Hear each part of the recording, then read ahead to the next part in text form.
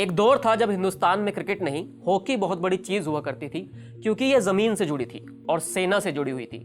तब लोगों का दिल इसके लिए ही धड़कता था, और क्रिकेट तो तब मूल रूप से अंग्रेजों का ही खेल था। और यह पसंदीदा खेल होता भी क्यों नहीं, क्योंकि ओलंपिक में लगातार 8 गोल्ड मेडल जीतना कोई मजाक तो होता नहीं है।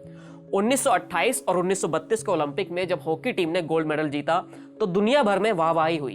भारत में हर कोई ध्यानचंद को हॉकी का हीरो मान चुका था। लेकिन यहाँ एक खेल था।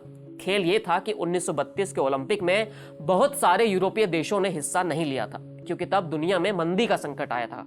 और फिर 1936 का ओलंपिक आया।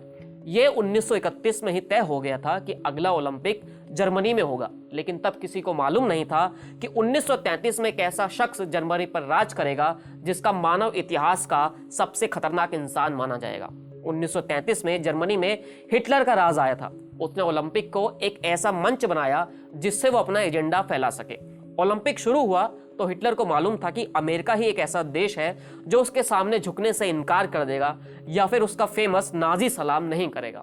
लेकिन अभी तक उसका पाला मेजर ध्यानचंद से नहीं पड़ा था।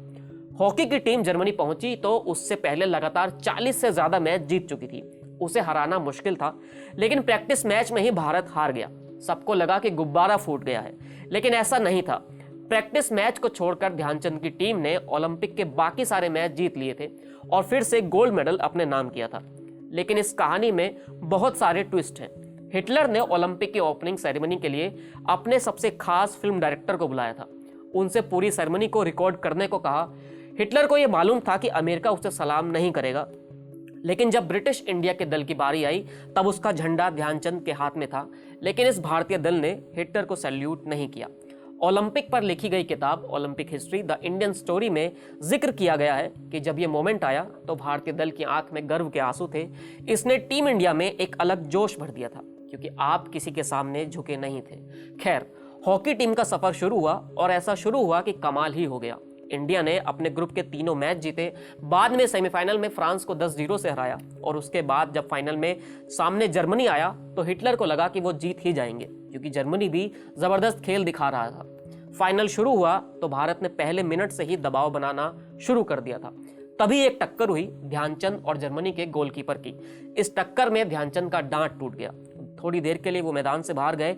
ये वो पल था जहां मुकाबला टक्कर का चल रहा था। लेकिन जब ट्रीटमेंट लेकर ध्यानचंद वापस लौटे तो उन्होंने अपने जूते उतार दिए ताकि वो तेज दौड़ पाए और कोई दिक्कत ना आए।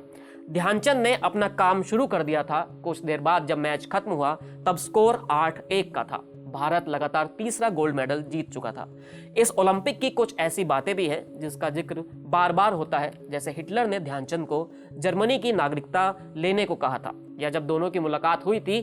लेकिन इसके बारे में अलग अलग किताबों में अलग अलग तरह के वर्जन लिखे गए हैं। हर किसी ने कहानी को अपनी तरह गढ़ा है, इसलिए उस पर कभी फिर कभी बात करेंगे। इस कहानी में इतना ही। फिर मिलेंगे नई कहानी के साथ। शुक्रिया।